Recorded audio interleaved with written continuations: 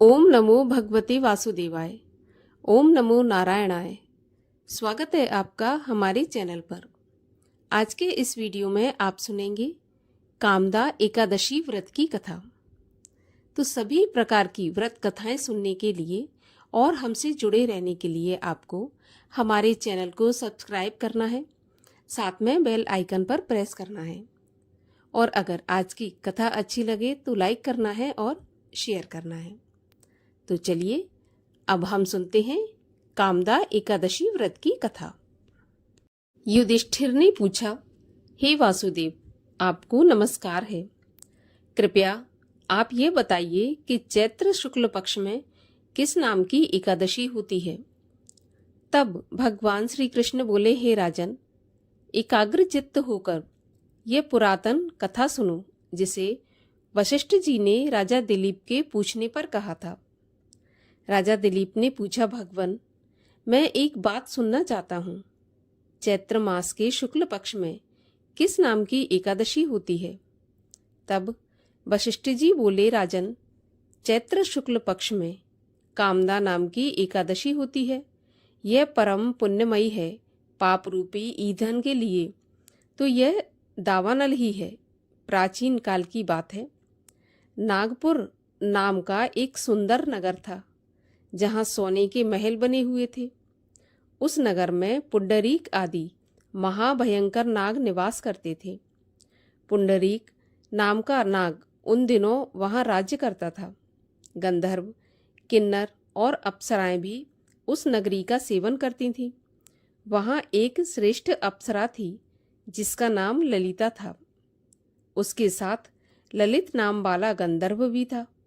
वे दोनों पति पत्नी के रूप में रहते थे। दोनों ही परस्पर काम से पीड़ित रहा करते थे। ललिता के हृदय में सदा पति की ही मूर्ति बसी रहती थी और ललित के हृदय में सुंदरी ललिता का नित्य निवास रहता था।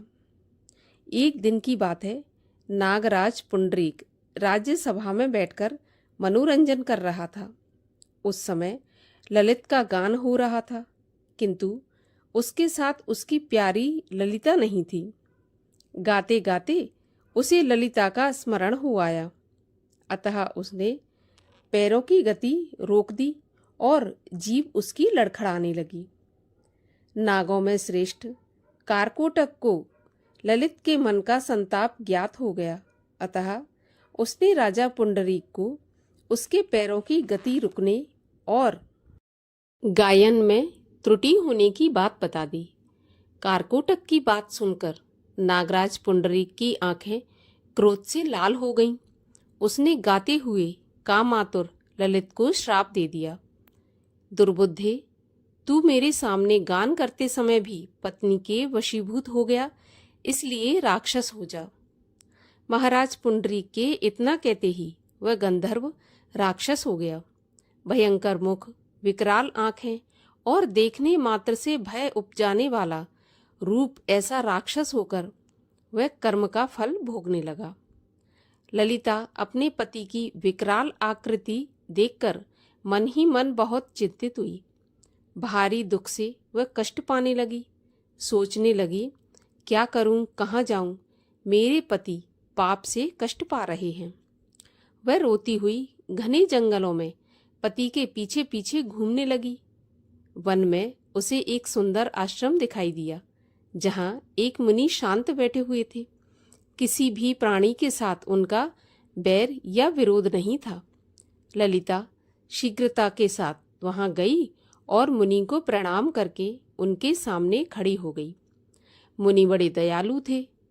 उस दुखनी को देखकर वे इस प्रकार बोले कि हे शुभे, तुम कौन हो, कहाँ से आई हो, मेरे सामने सच सच बताओ। तब ललिता ने कहा, हे मुनिवर, वीरधम्बा नाम वाले एक गंधर्व हैं। मैं उन्हीं महात्मा की पुत्री हूँ। मेरा नाम ललिता है। मेरे स्वामी अपने पाप दोष के कारण राक्षस हो गए हैं।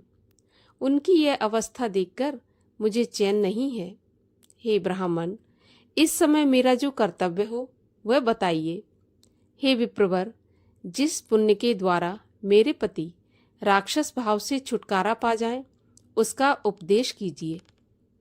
तब ऋषि बोले, हे भद्रे, इस समय चैत्र मास के शुक्ल पक्ष की कामदा नामक एकादशी तिथि है, जो सब पापों को हरने वाली और उत्तम है।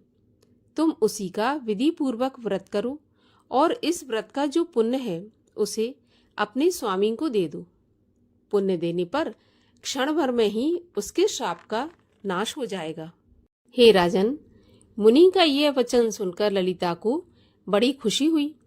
उसने एकादशी को उपवास करके द्वादशी के दिन उन ब्रह्म ऋषि के समीप ही भगवान वासुदेव के श्री विग्रह के समक्ष अपने पति के उद्धार के लिए यह वचन कहा कि मैंने जो यह कामदा एकादशी का उपवास व्रत किया है, उसके पुण्य के प्रभाव से मेरे पति का राक्षस भाव दूर हो जाए।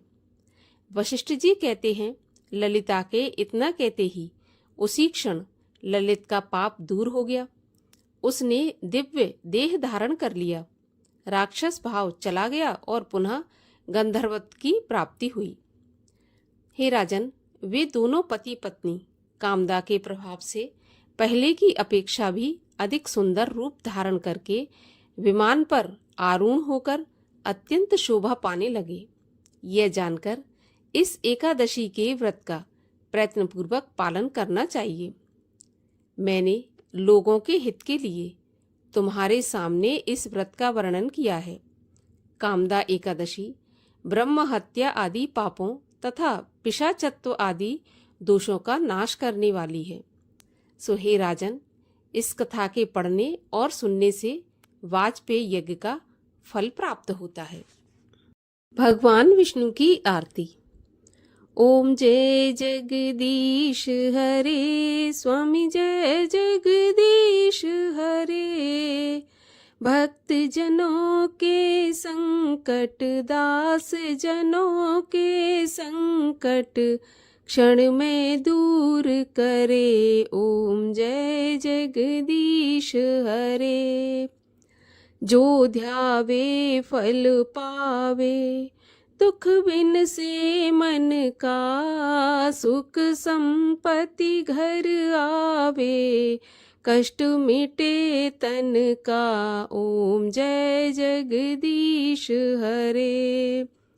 मात पिता तुम मेरे, शरण गहूँ किसकी। तुम बिन और न दूजा, आस करूं जिसकी। ओम जय जगदीश हरे। तुम पूरन परमात्मा, तुम अंतर्यामी। पार ब्रह्म परमेश्वर, तुम सबके स्वामी।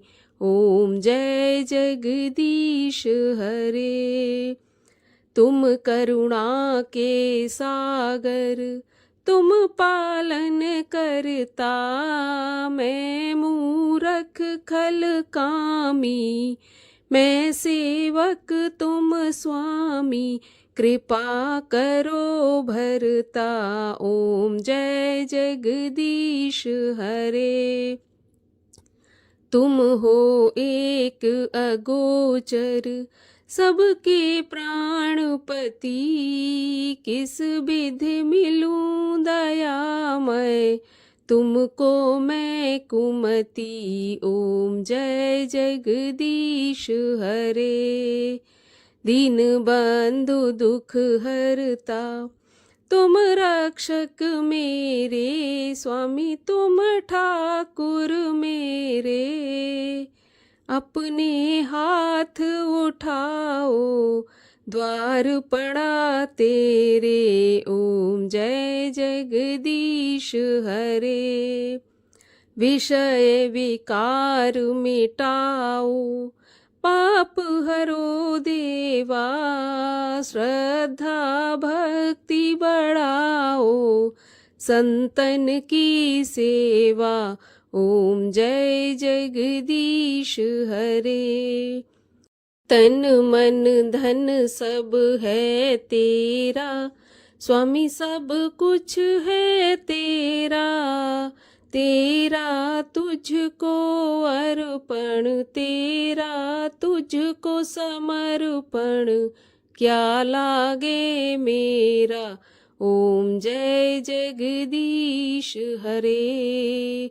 बोलिए विष्णु भगवान की जय।